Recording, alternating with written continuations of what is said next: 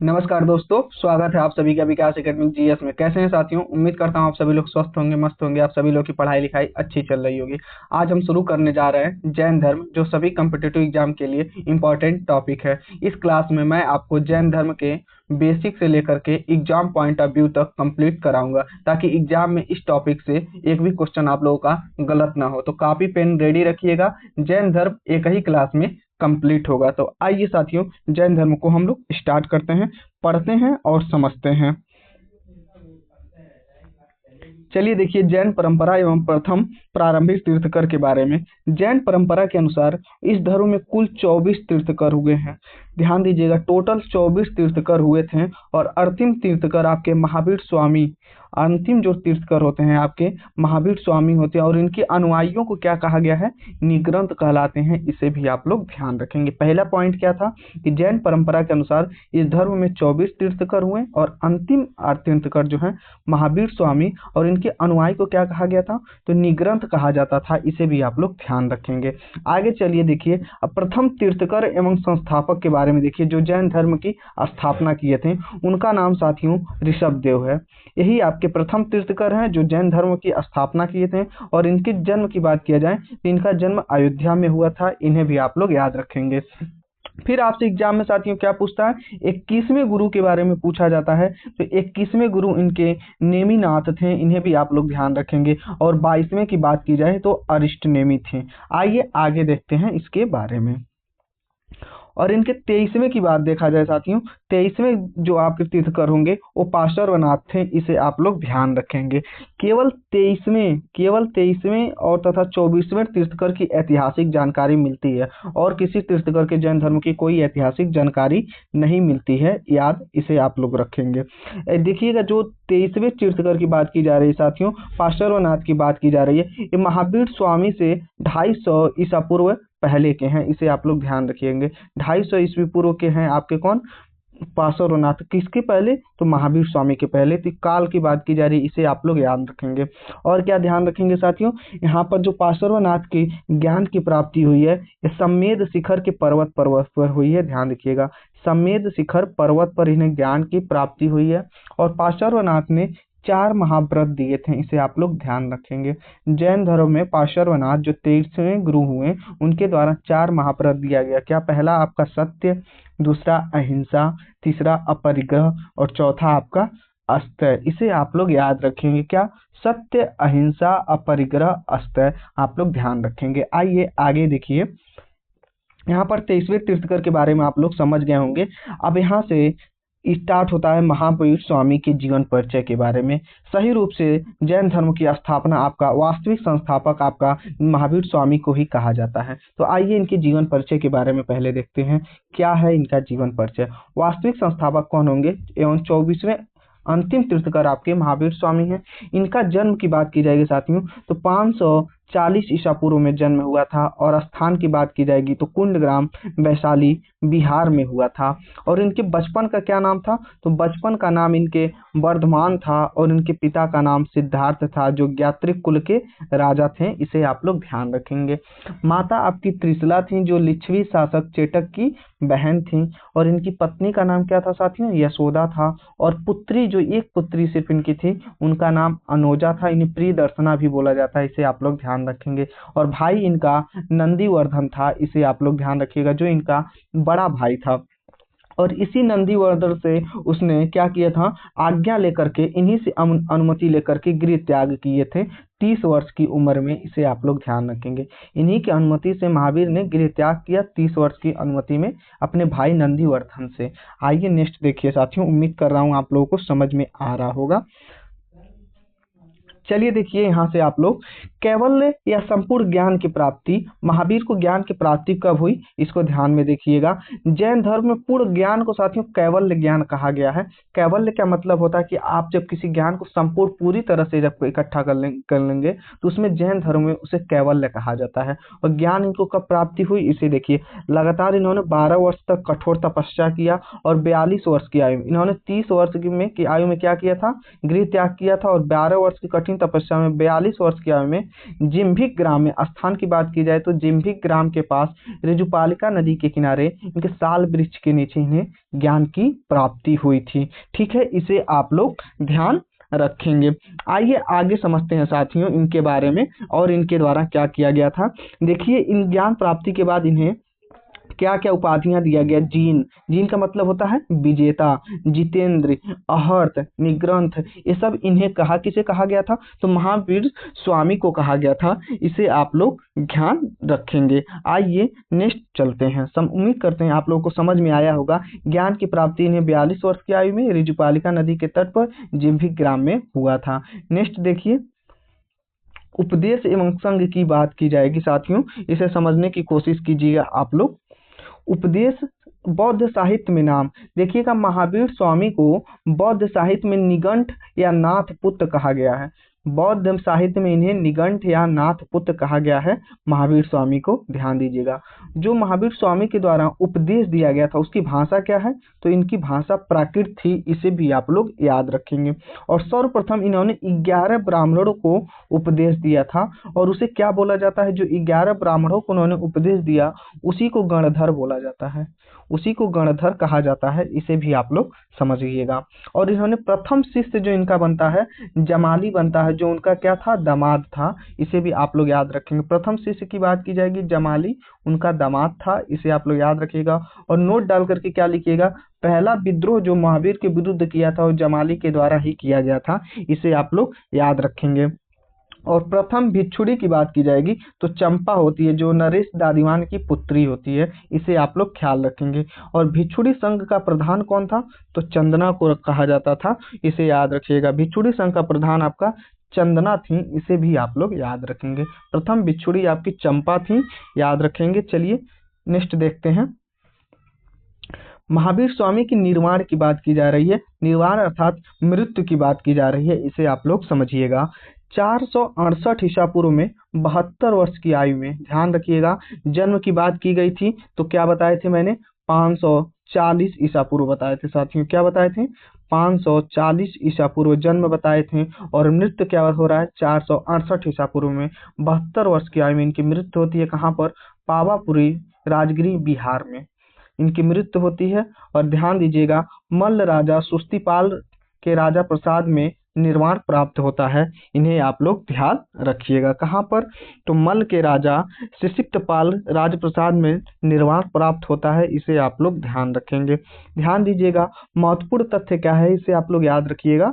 क्या, भगवान महावीर की मृत्यु के समय केवल एक गणधर सुधर्मन बस जीवित था। उन्होंने 11 ब्राह्मणों को जो ज्ञान दिया था उसे क्या बोला जाता था, तो गणधर बोला जाता था। तो इनके मृत्यु के समय सिर्फ एक गणधर जीवित था, उसका नाम क्या था, सुधर्मन था, उसे आप लोग ध्यान रखेंगे। आइए नेक्स्ट देखिए, संलेखना और ज्ञान के प्रकार के बारे में समझिए, क्या होती है संलेखना। पहले देखिए संलेखना के बारे में, संलेखना क्या होता है, फिर ज्ञान के प्रकार के बारे में बताते हैं। संलेखना की बात की जाए साथियों, उपवास द्वारा शरीर का त्याग ही आपका क्या है, एक प्रकार का संलेखना है, जो कि जैन धर्म में एक प्रकार का धार्मिक संस्कार बोला गया है। संलेखना में क्या होता था, तो उपवास द्वारा शरीर को त्याग देना ही आपका संलेखना कहलाता है, आप लोग ध्यान रखेंगे। फिर देखिएगा, ज्ञान के प्रकार की बात की जाए साथियों, तो ज्ञान के प्रकार को कितने प्रकार से इन्होंने दिखाए हैं, इसे आप लोग ध्यान से समझिएगा। और देखिए, ज्ञान को 5 प्रकार से इन्होंने दिखाए हैं। क्या, पहला मति, जैन धर्म में ज्ञान के 5 प्रकार बताए गए हैं, आप लोग याद रखिएगा। पहला क्या, मति, दूसरा श्रुति, तीसरा अवधि, चौथा मन पर्याय, कैवल्य। मति में क्या होता है, इंद्रिय जनित ज्ञान, क्या, इंद्रिय जनित, इंद्रियों पर ज्ञान दिया जाता है। और श्रुति मतलब सुनकर होने वाला ज्ञान, और अवधि मीन्स दिव्य ज्ञान और दूर देश का ज्ञान इसमें मिलता है। और मन पर्याय में साथियों, किसी के मन की बात जानने वाला ज्ञान आपको मन पर्याय में दिया जाता है। और कैवल्य की बात की जाएगी साथियों, तो अंतिम एवं संपूर्ण ज्ञान आपको कैवल्य, तो यही तो कैवल्य आपको हम पीछे पढ़ाए हैं कि कैवल्य का मतलब क्या होता है, कि जब आपको संपूर्ण ज्ञान की प्राप्ति हो जाएगी तो आपको कैवल्य कहा जाएगा। ठीक है, इसी को कैवल्य बोला जाता है। इस 5 प्रकार के ज्ञान की बात की गई है आपके जैन धर्म में, उम्मीद करता हूँ आप लोग समझे होंगे। आइए नेक्स्ट देखिए, जैन साहित्य आगम की यहाँ बात की जा रही है। आगम क्या होता है पहले इसे समझिएगा आप लोग। जैनियों द्वारा अपने पवित्र ग्रंथों के लिए सामूहिक रूप से जैन आगम शब्द का प्रयोग किया गया था। समझने की कोशिश कीजिएगा कि जो उनका पवित्र ग्रंथ था उसको सामूहिक रूप से जैन आगम के नाम से जाना जाता था, उसका शब्द प्रयोग किया गया। इसमें क्या था इसके बारे में पहले देखिए, इसमें क्या क्या था। तो 12 अंग की बात की गई है, 12 उपांग, 6 छेद सूत्र, 4 मल सूत्र, 10 प्रकीर्णक, 2 चलिका सूत्र एवं नंदी सूत्र अनुप्रयोग द्वारा इसे सम्मिलित किया गया है। इसे आप लोग ध्यान रखिएगा। आइए आगे समझने की कोशिश कीजिए। अंग एवं उपांगों पर जो भाष्य लिखे गए हैं वे नियुक्ति, चूड़ी व टीका कहलाते हैं। ध्यान से समझने की कोशिश करिएगा। जो अंग है ये उपांग जो है, इस पर जो भाष्य लिखे गए हैं वे नियुक्ति, चूड़ी एवं टीका कहलाते हैं। आप लोग ध्यान रखेंगे। आइए आगे समझिए इसके बारे में। जैन साहित्य के आगम के बारे में देख लिए। अब इनका देखिए अनंत चतुष्ट एवं पंच महाव्रत क्या था। देखिए 4 पिलर्स की बात की जा रही है। जीव को अनंत चतुष्ट प्राप्त होता है। क्या 4 चतुष्ट की बात की है आप लोग समझने की कोशिश करिएगा साथियों। अनंत ज्ञान, अनंत दर्शन, अनंत बल, अनंत अनंत सुख, ये 4 चतुष्ट की बात किया गया है जैन धर्म के महावीर स्वामी के द्वारा। क्या अनंत ज्ञान हो, अनंत दर्शन हो, अनंत वीर्य हो या अनंत बल हो, अनंत आनंद हो या अनंत सुख हो, इसे ध्यान रखिएगा। और महावीर स्वामी ने पंचव्रत का वर्गीकरण किया। किस द्वारा किया है देखिएगा। महावीर स्वामी ने क्या किया, 5वां व्रत को ब्रह्मचर्य दिया था। इसे भी आप लोग ध्यान रखेंगे। 5वां व्रत को क्या बताया था, तो ब्रह्मचर्य को बताया है। इसे आप लोग ध्यान रखेंगे। और पंचव्रत एवं वर्गीकरण किस तरह हुआ है इसको समझिएगा। महाव्रतों को 2 भागों में बांटा गया है। पहला अणुव्रत और दूसरा आपका महाव्रत। अणुव्रत में क्या होता है, गृहस्थ आदमी के लिए दिया गया है। और महाव्रत में क्या है साथियों, मुनि के लिए इसमें बताया गया है। इसे आप लोग ध्यान रखेंगे। एग्जाम में साथियों क्वेश्चन बनता है कि महावीर स्वामी के 5वां व्रत क्या था, तो याद रखिएगा ब्रह्मचर्य को दिया है। इसे आप लोग याद रखेंगे। चलिए आगे देखिए। और व्रत को 2 भागों में बांटा है। अणुव्रत जिसमें गृहस्थ आएंगे और महाव्रत में मुनियों के लिए रखा गया है। आइए आगे समझिए। इसने त्रिरत्न और जैन दर्शन के बारे में देखिए। इन्होंने त्रिरत्न दिया है। जैन धर्म में त्रिरत्न क्या होता है, सम्यक ज्ञान, सम्यक दर्शन, सम्यक आचरण। इन्होंने त्रिरत्न की बात की जाती है, तो याद रखिएगा जैन धर्म के त्रिरत्न क्या होता है, सम्यक ज्ञान, सम्यक दर्शन और क्या होता है, सम्यक आचरण की बात की गई है। इसे आप लोग याद रखेंगे। जैन धर्म के सप्तभंगी ज्ञान के 2 अन्य नाम है। ये देखिएगा सप्तभंगी जो ज्ञान होते हैं उनके 2 अनेक अन्य नाम है। क्या, अनेकांतावाद। इसे पहला बोलते हैं क्या, अनेकांतावाद। दूसरा है स्यादवाद। अनेकांतावाद में क्या होता है, यह जैन दर्शन का तत्वमीमांसी सिद्धांत है, याद रखिएगा। और दूसरा स्यादवाद क्या होता है, यह जैन दर्शन का ज्ञान मीमांसी सिद्धांत है। इसे भी आप लोग याद रखिएगा।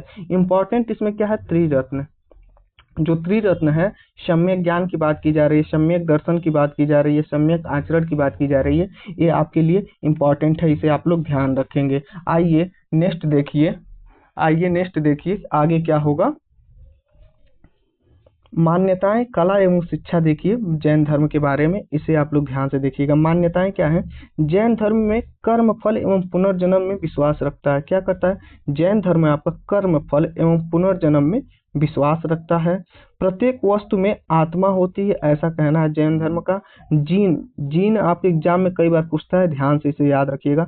जीन जो होता है, जीन शब्द का अर्थ होता है विजेता। इस जैन धर्म में हमेशा प्रयोग में आता है जीन। इसका अर्थ क्या होता है, विजेता। एग्जाम में पूछ लेता है जैन धर्म, जीन किसका शब्द है, जैन धर्म का, बौद्ध धर्म का, हिंदू धर्म का, तो याद रखिएगा जैन धर्म का ये शब्द है जीन। इसका अर्थ होता है आपका विजेता। और कला एवं पुस्तकें की बात की जाएगी जैन धर्म का, तो याद रखिएगा कल्पसूत्र के द्वारा। कल्पसूत्र जो किसके द्वारा लिखी गई है, तो भद्रबाहु के द्वारा लिखी गई है। और इसमें क्या बताया गया, तो जैन तीर्थंकरों की जीवनी लिखी गई है। और कला शैलियों की बात की जाएगी साथियों, तो मथुरा एवं अमरावती कला शैली का प्रयोग किया गया है जैन धर्म में।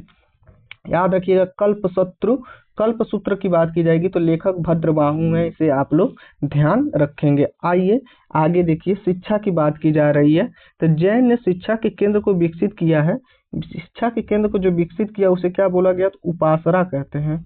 उपासना कहते हैं। और प्राचीन शिक्षाएं लगभग 1500 वर्ष पूर्व वल्लभी गुजरात में दी जाती संरक्षित हैं। इसे भी आप लोग ध्यान रखेंगे कि लगभग 1500 वर्ष पूर्व लिखी गई महावीर की शिक्षाएं वर्तमान में वल्लभी गुजरात में संरक्षित हैं। इसे आप लोग ध्यान रखेंगे। आइए आगे देखिए, जैन की संगतियों के बारे में देखिए कि जैन की कब कब संगतियां हुई थी। तो साथियों ध्यान दीजिएगा, जैन धर्म में 2 संगतियां हुई थी। प्रथम आपका 300 ईसा पूर्व में पाटलिपुत्र में अध्यक्ष कौन था, तो स्थूलभद्र थे। और द्वितीय आपका होता है 512 ईस्वी में, और यहाँ पर कहाँ पर होता है, तो गुजरात में होता है, वल्लभी में। और इसके अध्यक्ष आपका देवार्ज क्षमा समर्थ हैं। याद रखिएगा, द्वितीय संगति में क्या होता है, आगम साहित्य का संकलन होता है। इसे आप लोग याद रखेंगे। द्वितीय संगति में आगम साहित्य का संकलन किया गया, आप लोग इसे याद रखेंगे। और प्रथम संगति में क्या हुआ था, तो प्रथम संगति में विभाजन हुआ दिगंबर और श्वेतांबर। जो दिगंबर में कौन आए, भद्रबाहु आए, और श्वेतांबर में स्थूलभद्र। और भद्रबाहु क्या, रूढ़िवादी वस्त्रों का त्याग कर दिया। भद्रबाहु क्या कर दिए, दिगंबर वालों ने रूढ़िवादी वस्त्रों का त्याग कर दिया। और श्वेतांबर में सुधारवादी वस्त्रों का त्याग नहीं हुआ। ये लोग नग्न के रूप में रहने लगे दिगंबर के लोग। और श्वेतांबर में क्या हुआ, श्वेत वस्त्रों को क्या करें, उन्होंने सुधारवादी वस्त्रों का त्याग नहीं किया, श्वेत वस्त्रों को धारण किया था, सफेद वस्त्रों को धारण करते थे। आइए आगे देखिए, इनके तीर्थकर 24 तीर्थकरों के बारे में देख लीजिए। जैन धर्म में टोटल 24 तीर्थकर होते हैं, लेकिन एग्जाम के लिए आपका कौन कौन सा इंपॉर्टेंट मैं बता देता हूँ। पहला आपका ऋषभदेव, ये एग्जाम में पूछ लेता है। दूसरा ध्यान दीजिएगा अजितनाथ और संभवनाथ, अभिनंदन स्वामी, सुमितनाथ, पद्म प्रभु, ये आप लोग देख सकते हैं, टोटल आपके सामने है। लेकिन एग्जाम में पहला ऋषभदेव, दूसरा अजितनाथ आपके लिए इंपॉर्टेंट है। और आगे देख लीजिए कौन सा इंपॉर्टेंट है, इसे आप लोग ध्यान दीजिएगा। और एग्जाम में के लिए आपको इंपॉर्टेंट है साथियों, 23वां पूछ लेता है, 24वां पूछ लेता है, इसे आप लोग याद रखेंगे। ये आप तीनों चारों आप लोगों के लिए बहुत ही इंपॉर्टेंट है। तो क्लास कैसी लगी, यहीं पर जैन धर्म आपका समाप्त होता है। क्लास कैसी लगी एक बार जरूर जो कमेंट करके मुझे बताइएगा। साथियों, आज जैन धर्म का यह अध्याय पूरी तरह से स्पष्ट हो चुका है। अब इस विषय से कोई भी प्रश्न आए आपको घबराना नहीं है। याद रखिएगा, परीक्षा में वही सफल होता है जिसकी तैयारी मजबूत होती है। और आपकी तैयारी अब मजबूत हो चुकी है, क्योंकि जैन धर्म से बनने वाले क्वेश्चन आप लोगों से गलत नहीं होंगे, इससे बाहर के क्वेश्चन नहीं बनेंगे। तो उम्मीद करता हूँ सेशन आप सभी को पसंद आया है। पसंद आए तो वीडियो को लाइक करिए, शेयर करिए, चैनल को सब्सक्राइब करिए। चलिए मुलाकात होगी ऐसे नेक्स्ट सेशन में फिर। जय हिंद, नमस्कार।